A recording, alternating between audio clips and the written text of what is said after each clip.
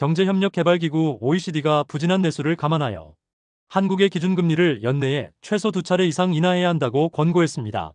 이는 지난달 한국은행의 기준금리 인하가 반영되지 않은 점을 고려할 때 추가로 0.5%포인트를 더 내려야 한다는 의미입니다. 재정정책과 관련해서는 단기적인 추가 경정 예산 등을 통한 재정 지원이 적절하겠지만 중기적으로는 지속가능한 재정 운용 방안 마련이 병행되어야 한다고 조언했습니다. OECD는 경제 전망 보고서에서 올해 한국 경제 성장률 전망치를 1.0%로 제시하며 석 달 만에 0.5%포인트나 하향 조정했습니다. 지난달 한국은행의 전망치 0.8%보다는 높지만 OECD가 3월 제시한 중간 전망치 1.5%와 비교해서는 크게 낮아진 수치입니다. 내년 성장률 전망치는 2.2%로 3월 전망을 그대로 유지했습니다. OECD는 한국의 성장률을 큰 폭으로 내린 배경으로 미국의 관세 인상과 전반적인 대외 불확실성을 꼽았습니다. 관세 인상과 불확실성 증대는 수출 증가를 억제하고 기업 투자를 위축시킬 것이라고 진단했습니다. 특히 한국의 미국 경제에 대한 높은 의존도가 관세 인상에 따른 피해를 더욱 키웠다고 지적하며 한국의 대미 수출에 적용되는 실질 관세율은 1%에서 16%까지 증가했다고 분석했습니다.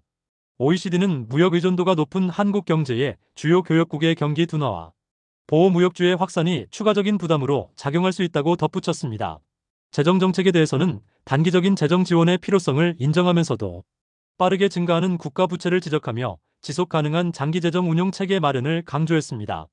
또한 무역 및 외국인 직접 투자 장벽을 낮추고 환경세와 기업 지원 제도의 간소화와 같은 친성장적 재정 조치를 통해 투자를 활성화해야 한다고 조언했습니다.